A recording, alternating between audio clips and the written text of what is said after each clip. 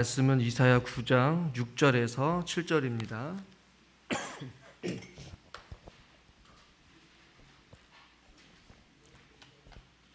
구약성경 978페이지에 있습니다. 이사야 9장 6절에서 7절 우리 같이 합독해서 읽겠습니다. 9장 6절에서 7절입니다. 이는 한 아기가 우리에게 낳고 한 아들을 우리에게 주신 바 되었는데 그의 어깨에는 정사를 메었고 그의 이름은 기묘자라 모사라 전능하신 하나님이라 영존하시는 아버지라 평강의 왕이라 할 것이라. 그 정사와 평강의 더함이 무궁하며 또 다윗은 왕자와 그의 나라에 군림하여 그 나라를 굳게 세우고 지금 이후로 영원히 정의와 공의로 그것을 보존하실 것이라. 만군의 여호와의 열심히 이를 이루시리라. 아멘. 주일 오전 예배에 나오신 여러분들을 환영하고 축복합니다. 옆에 있는 분들과 마스크를 썼지만 그래도 반갑게 한번 축복하는 마음으로, 사랑하는 마음으로 잘 오셨습니다. 반갑습니다. 축복합니다.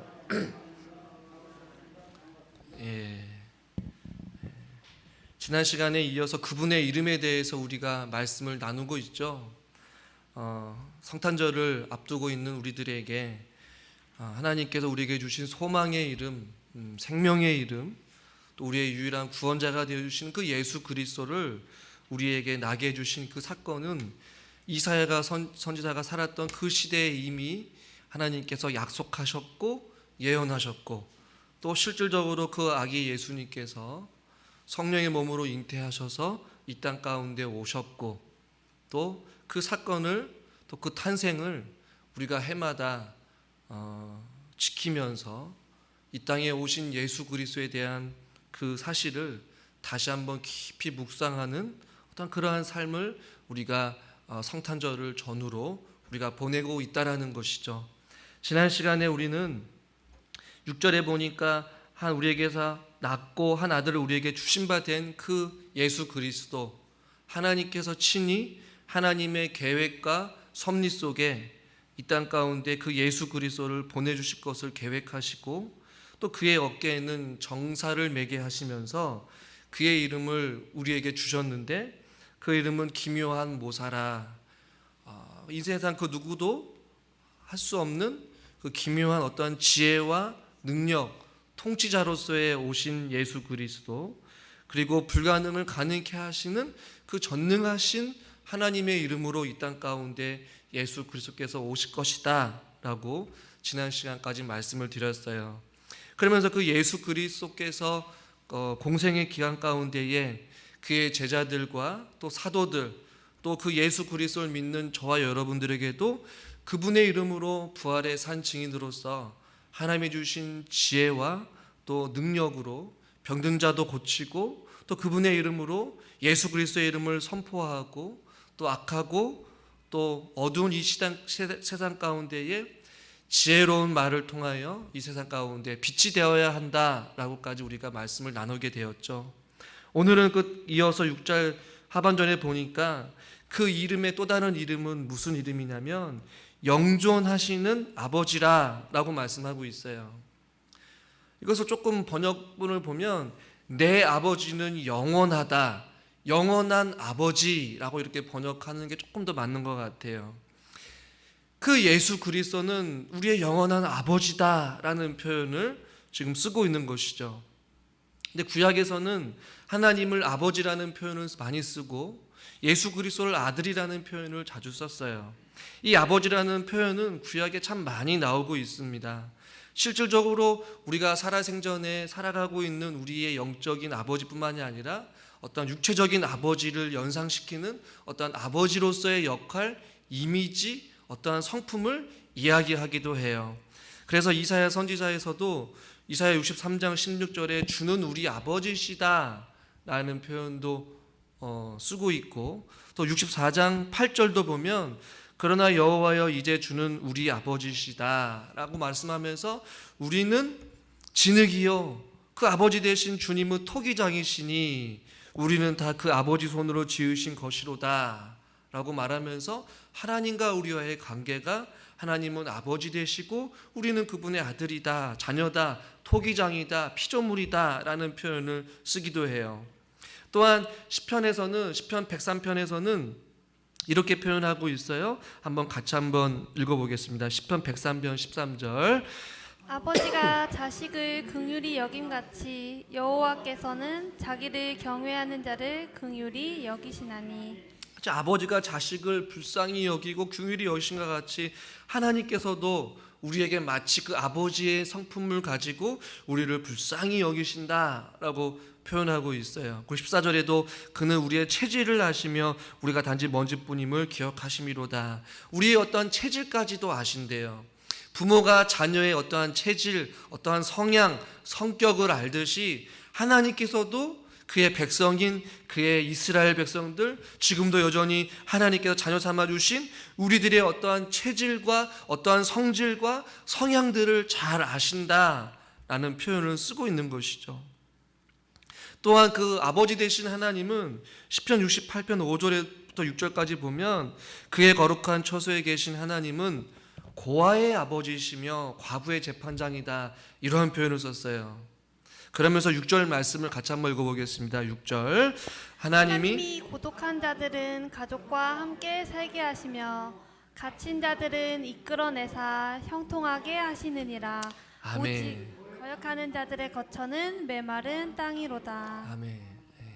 그러니까 구약에서 하나님을 아버지라고 표현했을 때에는 다양한 의미로 해석할 수도 있어요. 실질적으로 어떠한 우리의 자녀 삼아주신 영적인 아버지, 또 영원한 아버지, 또한 그 아버지의 성품을 가지고 고아의 아버지가 되시고 병든 자, 또 힘들어하는 자, 그들에게 보살펴 주시고 돌보시는 아버지, 또 우리의 체질을 아시는 아버지, 이렇게 다양하게 표현을 쓰고 있지만 여기서 말하는 영존하시는 아버지라고 할 때 이 말은 모든 것을 책임지고 주관하시고 돌보시는 어떠한 왕의 이미지로서의 아버지를 우리에게 말씀해주고 있는 것이에요.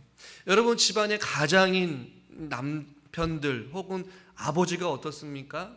집안의 모든 것을 책임지고 또 주관하고 어떻게 보면 담당하는 그런 막중한 책임과 사명을 가지고 있는 것이 아버지로서의 역할 아니겠어요? 물론 가정마다 다 다르겠지만 보편적으로 보면 가정에 하나님께서 세워준 질서 가운데 아버지 되신, 남편 되신 분들은 믿음의 영적인 가장이요, 동시에 가정을 믿음 안에서 양육하고 돌보고 그들을 책임지고 그들을 주관해서 모든 이들을 관장하는 그 역할이 바로 아버지의 역할이듯이, 오늘 여기서 말하는 영존하시는 아버지시다라는 것은 물론 아버지로서의 어떠한 그 역할도 있겠지만 실질적으로서는 모든 것을 담당하고 책임지고 맡고 주관하셔서 그것을 돌보시고 통치하시는 왕의 역할을 담당하는 그 아버지로서의 역할을 우리에게 말씀해 주고 있는 것이 조금 더 가깝다라는 것이에요.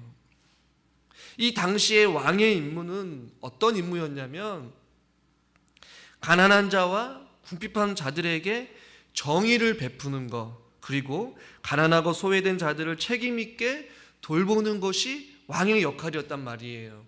그러나 여러분, 이스라엘 백성들의 왕을 보면 사울왕, 다윗왕, 그다음에 솔로몬, 그 이후에 남과 북이 갈리면서 북이스라엘과 남유다 왕들이 있었던 가운데에 거의 대부분의 왕들이 선한 왕이 많진 않았다는 말이에요.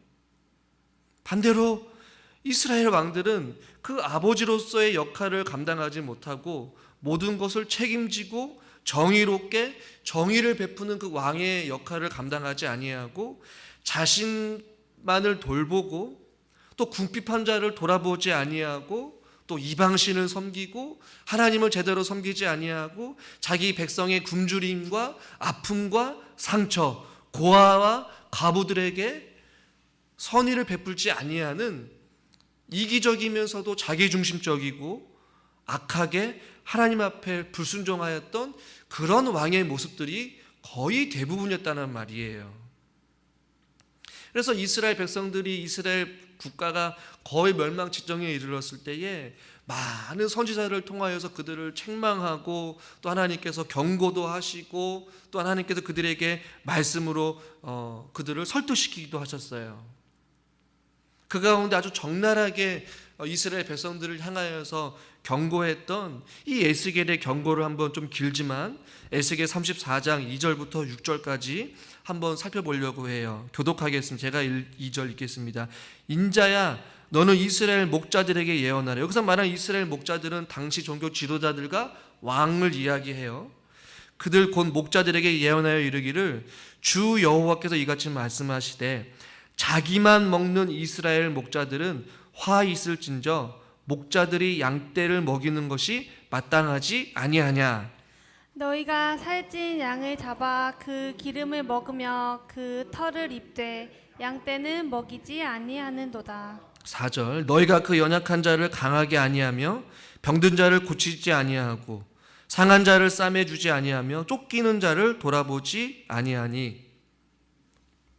쫓기는 자를 돌아보게 하지 아니하며 잃어버린 자를 찾지 아니하고 다만 포악으로 그것을 다스렸도다. 목자가 없으므로 그것들이 흩어지고 흩어져서 모든 들짐승의 밥이 되었도다. 6절은 같이 읽죠. 내 양떼가 모든 산과 높은 맷뿌리에마다 유리되었고 유리되었고 내 양떼가 온 지면에 흩어졌으되 찾고 찾는 자가 없었도다. 2절에 보면 자기만 먹는 이스라엘 목자들은 화가 있을 것이다. 그러니까 자기만 생각했다란 말이에요. 잘 보시면 3절에도 보니까 살찐 양을 잡아 기름을 먹은데 양떼는 먹이지 아니하였다. 양떼를 돌보지 아니하였다는 것이죠. 4절 병든 자를 고치지 아니하고 상한 자를 싸매어 주지 아니하였다. 잃어버린 자 또 포로로 잡혀간 자를 되돌아보지 않았다는 얘기예요. 그래서 결국에는 5절에 목자가 없으므로 그것들이 흩어졌다. 뿔뿔이 노예로 포로로 잡혀갔다는 얘기죠. 그럼에도 불구하고 6절 끝부분에 보니까 찾고 찾는 자가 없다. 그 어느 왕도 그 왕의 역할을 잘 감당하지 아니하였다라고 말씀하고 있는 것이죠. 그래서 예수 그리스도께서 이 땅에 오실 때에 영존하시는 아버지라라는 표현은 그렇게 진실되고 신실하고 정의와 공의를 베푸는 그러한 약하고 소외된 자, 가난한 자, 굶주린 자, 포로된 자를 자유케 하고 눈먼 자에게 눈을 뜨게 하고 병든 자를 고쳐주시는 그 왕의 역할을 충분히 감당할 수 있는 그 영원하신 아버지 되신 예수 그리스도께서 이 땅 가운데 너희들을 구원하러 오실 것이다 라는 그 말이 이스라엘 백성들에게 얼마나 위로가 됐냐라는 것이에요. 오늘날 살기 힘든 이 시대 가운데에 이 한국을, 이 대한민국을 다시 한 번 더 회복하고 경제가 회복되어지고 또 가난한 자, 부한 자가 다 공평하게 정의를 행하며 살기 좋은 나라로 만들 수 있는 나라가 이 땅 가운데 한 대통령을 보내주신다라고 약속하시면 그것만큼 기쁘고 복된 소식이 어디 있겠습니까? 그런데 지금 그것을 이사야 선지자가 예언하고 있고 그 예수 그리스도를 표현하고 있는 것이에요. 영존하시는 아버지라고 말이죠. 이것이 바로 복음이요 우리에게 하나님의 생명의 말씀인 줄 믿으시길 바랍니다. 이 아들인 예수님께서 영존하시는 아버지로 불리는 이유가 바로 여기에 있는 것이에요. 아들이 곧 아버지와 같은 분으로서 예수님도 아버지에게 속한 그 일들을 담당하시고 왕으로서 참된 왕으로서 이 땅 가운데 오신다라고 우리에게 말씀해주고 있는 것이죠. 7절 말씀을 보십시오. 그 오늘 본문 말씀 7절 말씀 한번 같이 다시 한번 읽어보겠습니다. 본문 7절입니다. 그 정사와 그의 나라에 군림하여 그 나라를 굳게 세우고 지금 이후로 영원히 정의와 공의로 그것을 보존하실 것이라. 아멘. 여기까지요. 정의와 공의로 그것을 보존하실 것이다. 할렐루야. 예수님은 그래서 공생의 사역기간 가운데 마지막에 그의 제자들에게도 마태복음 28장 20절에 보면 내가 세상 끝날까지 너희와 항상 함께 있을 것이다. 뭐예요? 너희들의 삶 가운데에 굶주린 자, 병든 자, 상한 자, 그들을 외면치 하시고 마치 아버지가 사랑하는 자녀들을 돌보고 끝까지 책임지면서 그의 사명 다할 때까지, 그의 생명이 멈출 때까지 자녀를 향한 그 애틋한 사랑의 마음을 가지고 너희들을 돌보고 너희들을 보살피고 너희들의 인생을 책임져 주시고 할렐루야 함께 하시겠다라고 약속하신 것 아니겠어요?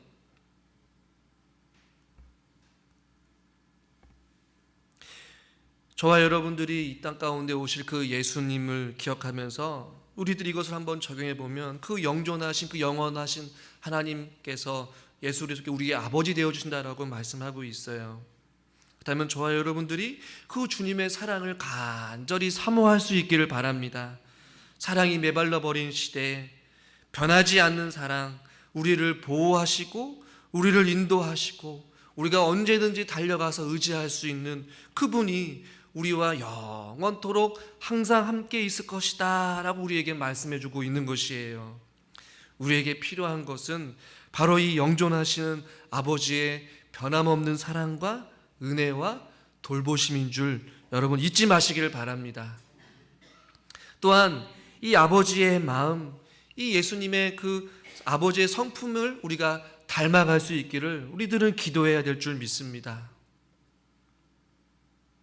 누군가를 대할 때에, 또 부모는 자녀에게, 또 우리들이 또 누군가를 향하여서 영적인 우리가 아버지로서, 또 믿음의 선배들로서, 또 믿지 않는 자들을 향하여서 누구에든지 간에 이 아버지의 사랑의 마음을 가지고 그 성품을 닮아서 우리들이 누군가에게는 따뜻하고, 누군가에게는 기댈 수 있고, 누군가에게는 품어줄 수 있고, 누군가에게는 섬길 수 있는 그런 예수 그리스도의 마음을 가지고 우리들이 살아가는 것이야말로 예수님께서 이 땅에 오신 진정한 삶의 이유이자 목표인 줄 믿으시길 바랍니다.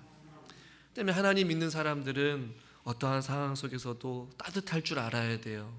품어줄 줄 알아야 되고, 섬길 줄 알아야 되고, 보살펴줄 수 있는 마음. 하나님께서 이 땅 가운데 하나님의 자녀로서 저와 여러분들을 부르신 이유는 우리가 받은 이 말할 수 없는 그 사랑을 가지고 우리들도 그렇게 살아감으로 말미암아 이 세상의 어둠을 비춰주는 소외된 자, 굶주린 자, 외로운 자, 고통받는 자들에게 그들을 위로해 주라고, 그들을 사랑으로 보살펴 주려고, 그들에게 우리의 사랑을 나누기 위하여서 저와 여러분들을 불러주신 줄 믿습니다. 아버지의 그 마음을 생각해 보면 생각해 볼수록 한없이 깊고 또 말할 수 없을 만큼의 그 잔잔한 그 말할 수 없는 기품이 있지 않겠습니까? 우리 하나님의 사랑은 그것과도 비교할 수 없는 우리를 향하신 아버지의 사랑인 줄 믿으시고, 그 사랑의 마음을 우리가 닮아서 그 사랑의 마음을 함께 나눠줄 수 있는 따뜻한 겨울, 또 우리의 마음 가운데 주님의 사랑으로 충만할 수 있는 저와 또 우리 성도님들 될 수 있기를 주님의 이름으로 축원합니다. 또한 두 번째는 오늘 6절 끝부분에 보니까 평강의 왕이다 라고 우리에게 말씀해주고 있어요. 여기서 말하는 왕이라는 것은 시브리어로 사르라는 단어인데 군사 지도자를 좀 의미해요. 왕이라는 의미도 있지만 약간 군사적이면서도 어떠한 통치적인 의미를 조금 더 강하게 표현하는 것이 이 왕이라는 단어에 쓰여진 단어인데, 평강으로 그 나라를 다스린다, 통치하신다, 어떠한 폭력과 어떠한 강압적이고 어떠한 압력을 가하여서 강제적으로 나라를 다스리고 포악한 왕이 아니라 평화를 도구로 자기 나라를 다스리고 그 나라 가운데 하나님께서 내려오는 여호와 샬롬의 은혜, 그 평강의 은혜를 통하여서 나라를 통치하시고 다스리시는 그 예수 그리스도로 오시겠다라고 우리에게 말씀해주고 있는 것이에요. 당시의 왕들은 여러분 어떻다라고 말씀드렸어요? 자기밖에 몰라요. 탐욕과 자기중심적이고 권력적이고 또한 자비가 없고 폭력적이고 또한 사랑이 없는 그러한 악한 왕들로 가득 차 있었어요. 예수님 당시에도 로마 황제로 인하여서 기독교의 탄압과 핍박과 환난과 고통 가운데 살아가는 시대가 바로 그 시대였단 말이에요. 그리고 그 당시에나 지금이나 변함없이 세상은 어떠했냐면 늘 언제나 어떠한 폭력과 사랑이 없고 공의와 정의가 실현되지 아니하는 몇 사람의 소수의 어떠한 권력에 휘둘리는 평화롭지 못한 나라들로 계속해서 이어져 갔다는 말이에요.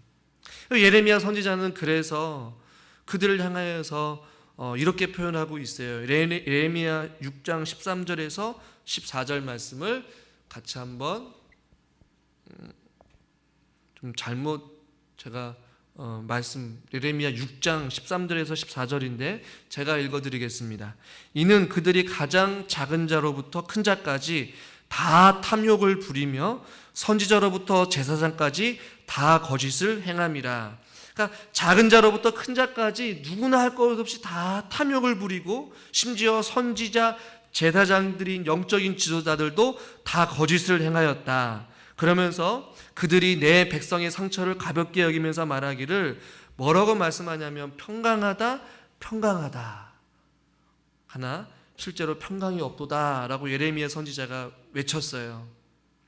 그러니까 세상은 끊임없이 탐욕과 욕심과 자기중심적인 어떤 삶을 살아가고 있고 종교나 어떤 생활의 전반에 걸쳐서 다 타락했으면서도 불구하고 그들은 평강하다 평강하다 아무렇지 않다 덮어두려고 하고 정의를 일삼는 것 같지만 실질적으로는 온갖 불법과 욕심과 자기 권력을 채우려는 이기적인 욕심으로 가득 차 있음에도 불구하고 세상을 향하여서는 사람들에게 평강하다 아무렇지 않다라고 이야기하지만 예레미야 선지자는 아니라는 것이에요. 평강이 없다라고 말하고 있는 것이에요. 진정한 정의와 진정한 사랑의 실천과 진정한 어떤 공의가 이 땅 가운데 없다라고 이야기하고 있는 것이죠. 이 세상은 평강을 외치지만 그 어떠한 평강도 이 세상 그 누구로부터 찾아볼 수 없다라는 것이에요. 그러나 진정한 평강, 진정한 평화, 진정한 은혜, 진정한 위로, 진정한 사랑은 여러분 어디에 있습니까? 바로 예수 그리스도 안에 있는 줄 믿으시길 바랍니다. 이사야 선지자는 그래서 이렇게 외쳐요. 이사야 52장 7절 한번 같이 한번 읽겠습니다. 좋은 소식을 전하며 평화를 공포하며 복된 좋은 소식을 가져오며 구원을 공포하며 시온을 향하여 이르기를 내 하나님이 통치하신다 하는 자의 산을 넘는 발이 어찌 그리 아름다운가. 좋은 소식을 전하고 평화를 공포하며 복된 소식을 가져오며 구원을 공포하는 이분이 바로 누구이십니까? 바로 예수 그리스도시라는 것이에요. 그리고 실질적으로 예수님께서는 이 땅 가운데 오셔서 뭐라고 말씀하시느냐? 여러분 너무나 잘 아는 말씀이죠. 요한복음 14장 27절 평안을 너에게 끼치노니 곧 나의 평안을 너희에게 주노라. 내가 너에게 주는 것은 세상에 주는 것과 같지 아니하리라. 할렐루야. 그러니까 예수님께서 평강의 왕으로 오셔서 실질적으로 온갖 권력과 힘과 어떠한 군사적으로 나라를 통치하려는 그러한 악행을 저지르는 정의를 행하지 아니하는 그런 자들을 향하여서 예수님께서는 그것을 폭력으로 다스리지 아니하고 악을 악으로 다니시지 아니하시고 선으로 악을 이기시면서 화평과 평강으로 이 나라를 회복시켜 주신 예수 그리스도인 줄 믿으시길 바랍니다. 이 세상 그 누구도 줄 수 없는 진정한 평안을 예수님께서는 저와 여러분들에게 허락해 주셨다라는 것이에요. 그래서 갈라디아서 5장에 보니까 성령의 열매 가운데에 성령의 열매는 사랑과 희락과 화평과 오래 참음이라고 말씀하고 있어요. 화평이라고 말씀하고 있어요. 성령의 열매에도 그렇게 화평을 우리에게 주셨다라고 말씀하고 있어요. 또한 이 평강의 왕으로 오신 예수님께서는 예수님이 계신 곳에 모든 얽히고 설킨 문제들이 풀리게 되었고 그곳에 회복이 있게 되었고 그곳에 치유가 있게 되었고 그곳에 어떠한 상처가 치료받게 되는 놀라운 일들이 예수님이 머무는 곳에 항상 있었단 말이에요. 다툼이 있는 곳, 사랑이 없는 곳, 아픔이 있는 곳, 또한 소망이 없는 곳에 소망을 주시고 위로를 주시고 회복을 시켜주시고 사랑이 없는 곳에 사랑을 넣어주시는 이 평강의 왕으로 오신 줄 믿으시길 바랍니다.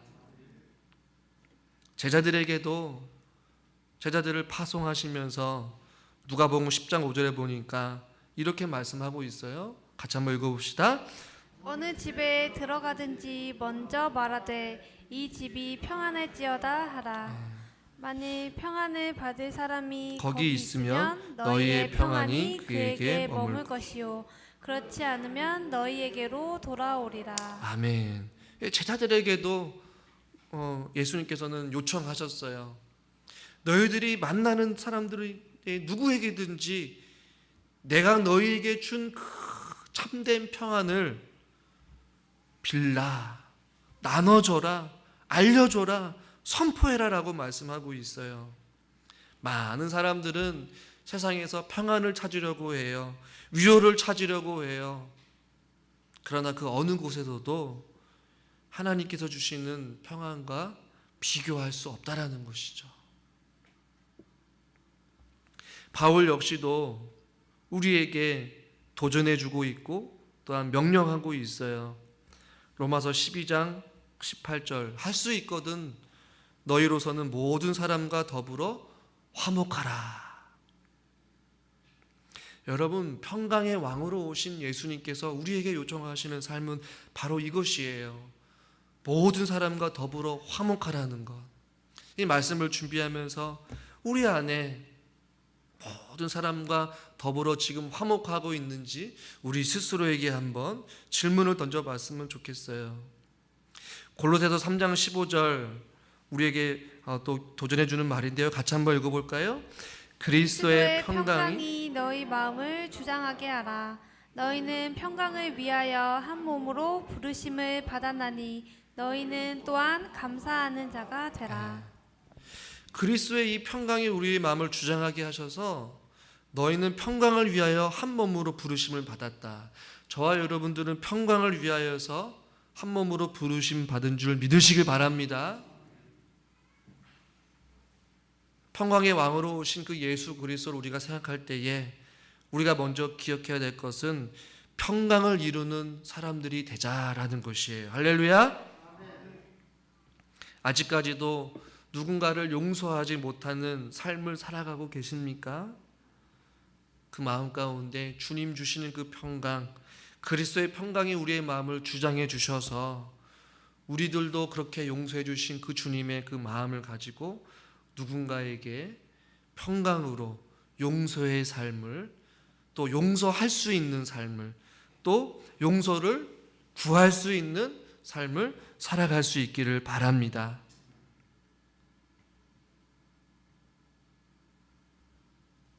평강을 위하여 이 땅 가운데 오신 주님, 이 세상은 자기밖에 모르고 이 세상은 또 자기 중심적으로 돌아가는 이기적인 이 세상 가운데 하나님께서 이 땅 가운데 원하시는 하나님의 백성들의 삶은 바로 모든 사람과 더불어서 화목하면서 이 땅 가운데 주님께서 평강의 왕으로 오셔서 어떠한 폭력이 아닌, 어떠한 군사적인 강압적인 통치가 아닌 사랑으로 자기를 희생시키면서까지 죽기까지 사랑하여 주신 그 사랑으로 모든 세상에 사랑의 참된 모습과 모범을 보여주신 그 예수 그리스도와 같이 우리들도 이 상 가운데 높아질 수 있을 때에 겸손을 보이고 이웃의 유익을 위하여서 자기 자신을 희생하며 약한 자들에게 관심을 두고 용서하는 삶과 또 나누는 삶, 희생하는 삶, 자기 헌신적인 삶을 살아가는 삶을 우리에게 보여주라고 예수님께서 친히 십자가에 달려 돌아가신 줄 믿으시길 바랍니다. 그러기 위하여서 예수님의 탄생부터가 가장 낮고 천한 자의 모습으로 말구 위에 이 땅 가운데 오셨다라는 것이에요. 예수님께서 힘이 없어서가 아니에요. 권력이 없어서가 아니에요. 예수님께서는 얼마든지 천군 천사를 다 동원하셔서 얼마든지 편안하게 이 땅 가운데 오실 수 있고 다스릴 수 있었지만 예수님께서는 평강의 왕으로 오셔서 주의 사랑으로 모든 것을 이기시고 이 땅 가운데 참된 사랑의 모습을 우리에게 보여주시고 은혜를 베풀어 주신 줄 믿습니다. 저희 여러분 모두 다가 평강의 사람이 됩시다. 모든 사람들에게 더불어 화목할 수 있는 사랑의 사람들이 될 수 있기를 바랍니다. 또한 우리 가정이 또 저와 여러분들이 섬기는 우리 부춘천 교회가 주님의 평강의 나라를 꿈꾸며 또 이 지역사회의 사랑으로 더불어 화목할 수 있는 믿음의 공동체로 바로 설 수 있기를 주님의 이름으로 간절히 축원합니다. 기도하겠습니다. 이 땅 가운데에 기묘한 모사로 오시고 전능한 하나님으로 오시고 오늘 말씀과 같이 영원한 아버지로서 또한 평강의 왕으로 오셔서 이 세상을 다스리시고 통치하시는 참 좋으신 하나님 아버지, 그분이 우리의 유일한 아버지 되어주시고 그분이 우리의 유일한 평강의 왕이 되어주신 줄 믿습니다. 그분의 이름을 찬양하기를 원합니다. 그분을 의지하며 살아가기를 원합니다. 주님의 다스림과 통치하심 속에 그리스도의 평강이 우리의 마음과 생각을 주장하여 주셔서 우리가 더불어 모든 사람들과 더불어 화목하며 주의 사랑을 기꺼이 나눠줄 수 있는 그러한 희생적인 십자가의 사랑을 가지고 살아갈 수 있는 우리 모두가 되게 하여 주시옵소서. 코로나로 인하여서 또한 강팍한 이 세상 가운데에 사랑을 그리워하고 또한 섬김을 그리워하며 보살핌과 따뜻한 관심을 그리워하는 자들에게 우리의 시선이 향하게 하여 주셔서 병든 자, 또 상처받은 자, 또 고통받는 자, 외로워하는 자들에게 주의 사랑으로 마음껏 나눠줄 수 있고 사랑으로 품어줄 수 있는 우리 교회 또 우리 공동체 우리 모두가 되게 하여 주시옵소서. 그것이 예수님께서 이 땅 가운데 우리에게 보여주신 참 사랑이요 또 우리들에게 빛으로서 살아가라고 말씀하신 주님의 말씀인 줄 믿습니다. 주여 이 나라와 이 민족을 불쌍히 여겨주시고 다시 한 번 더 주님의 그리스도의 여호와 샬롬의 은혜가 불안해하고 떨고 있는 이 모든 민족들에게 주의 사랑으로 주님의 평강으로 덧입혀 주시옵소서. 그래서 이 코로나의 이 위기를 잘 극복하게 하여 주시옵시고 주의 사랑 안에서 복된 소식을 들으며 우리가 이 땅 가운데 우리의 유일한 구원자가 되어주시는 주님 한 분만을 바라며 살아갈 수 있는 우리 모두가 되게 하여 주시옵소서. 예수님의 이름으로 기도드리옵나이다. 아멘.